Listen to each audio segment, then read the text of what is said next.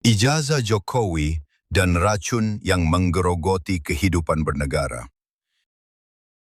Di tengah hiruk-pikuk demokrasi yang konon menjunjung tinggi transparansi, akuntabilitas, dan supremasi hukum, publik disuguhi satu drama panjang yang tak kunjung tuntas.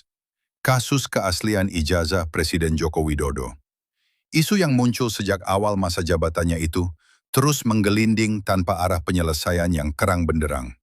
Alih-alih dilakukan pembuktian terbuka secara ilmiah dan independen, yang terjadi justru adalah pengalihan, pembungkaman, dan pembentukan opini yang terkesan dipaksakan, bahwa ijazah itu asli, titik. Padahal, dalam negara demokrasi yang sehat, pejabat publik, terlebih seorang presiden, adalah figur yang wajib membuka dirinya untuk diaudit oleh rakyat. Karena kepercayaan publik dibangun atas dasar integritas dan kejujuran, bukan semata-mata pencitraan atau kekuasaan. Barang bukti tak pernah ditunjukkan. Hingga kini, publik belum pernah melihat dengan jelas dan utuh dokumen fisik ijazah asli milik Jokowi. Bukan fotokopi, bukan digitalisasi, bukan testimoni, tetapi dokumen asli yang bisa diuji keabsahannya secara ilmiah oleh pihak independen. Jika ijazah itu memang asli, mengapa tidak dibuka saja ke publik? Mengapa harus selalu mengandalkan testimoni dari pihak-pihak yang punya konflik kepentingan? Rektor, dosen, pejabat, dan aparat. Ketika rakyat hanya diberi narasi sepihak tanpa bukti nyata, wajar jika lahir kecurigaan. Dan lebih parah lagi, kecurigaan itu kini bukan hanya milik sebagian oposisi, tetapi juga merembes ke kalangan akademisi, praktisi hukum, bahkan masyarakat awam yang terbiasa berpikir logis. Institusi-institusi negara jadi tumbal pembenaran. Yang lebih menyedihkan, institusi negara yang seharusnya menjadi penjaga kebenaran dan keadilan justru terlibat dalam penggiringan opini. Kepolisian, kampus, bahkan pengadilan cenderung satu suara membela tanpa proses uji forensik terbuka. Argumentasi mereka dibangun atas testimoni, bukan pembuktian objektif. Padahal, dalam ilmu hukum dan forensik dokumen, kesaksian tanpa bukti otentik tidaklah cukup. Situasi ini membuat rakyat kehilangan harapan pada pilar-pilar demokrasi.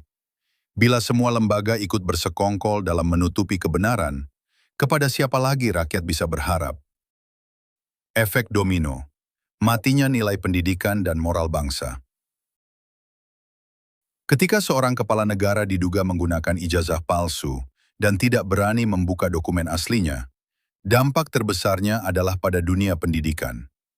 Anak-anak bangsa yang menempuh pendidikan dengan keringat dan air mata mulai mempertanyakan, untuk apa belajar bersusah payah jika ijazah bisa dibeli? Institusi pendidikan akan kehilangan wibawa. Ijazah tidak lagi dipandang sebagai bukti akademik yang sah, melainkan hanya sebagai alat legalisasi kekuasaan dan transaksi politik.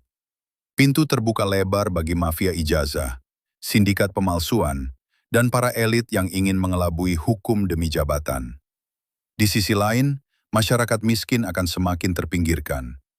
Mereka harus menempuh jalan panjang untuk mendapatkan ijazah, sementara para penguasa cukup dengan kekuasaan dan uang.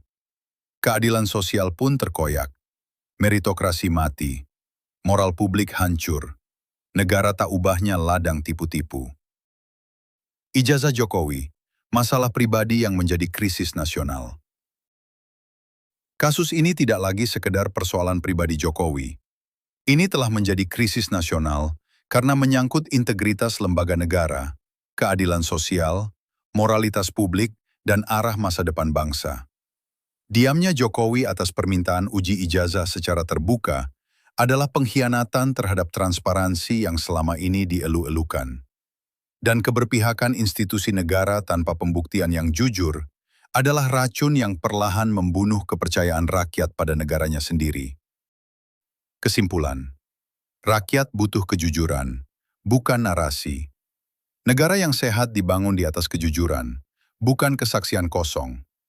Rakyat Indonesia berhak tahu siapa pemimpin mereka, bagaimana rekam jejak pendidikannya, dan apakah legitimasi akademiknya sah atau tidak.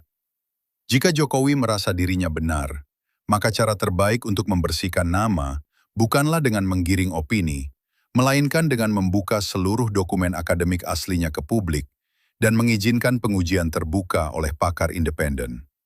Sebab jika tidak, maka sejarah akan mencatat bahwa di era reformasi, ada seorang presiden yang tidak bisa membuktikan keaslian ijazahnya, dan seluruh lembaga negara memilih untuk menutupinya. Itulah racun terbesar dalam kehidupan berbangsa, ketika kebenaran dikubur demi kekuasaan. Krishna Dananjaya.